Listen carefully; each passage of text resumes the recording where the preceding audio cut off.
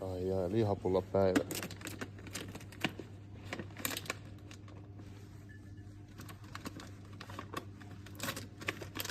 Siis, tiedätkö monta lihapullaa tossa saa ottaa?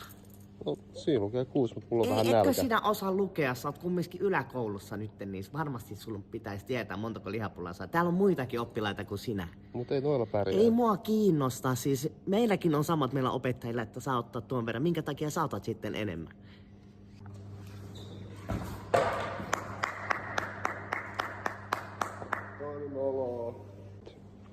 Oli kyllä hyvä ruoka. Hei, ihan oikeesti. Mä huomasin, että sä otit noita lihapulloja enemmän, niin nyt sä tulet mun mukaan oikeesti. Mitä helvettiä? Lehtori Moilaselle on me mennään. Tiedätkö, että tuo on rikos. Hei, anteeksi, mutta mulla oli... Hiljaa. Jos siinä lukee, että 5 kappaletta per henkilö, niin se on silloin 5 kappaletta eikä 7 tai 6 Mulle kappaletta. sanottiin, että jos jää nälkä, saa hakea lisää. Ei oo sanottu. Miksi ei mulle oo tullut tällaista tietoa? Mitä?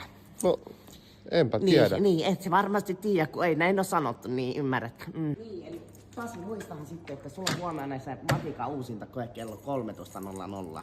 Eikö se mukaan mennyt aikaisemmin läpi? Ei sinä et ole päässyt läpi matikasta vielä kertaakaan, niin nyt olisi parempi päästä tai laitetaan Vilma-merkintää sulle. No mä laitan sulle 5 siitä. Niin se varmasti menee läpi. Vitonen ei riitä, ymmärrätkö? Se pitää olla Miten vähintään niin? 5,5. Ei jumalauta. Siis älyätkö sä, että tässä on sun tulevaisuudesta kyse? Niin. Mä en tuu tarvii Mä matikkaa en ole mihinkään. opiskelemassa täällä, sinä oot opiskelemassa täällä, en minä. Niin, Opeta paremmin sitten. niin mä opetankin niin.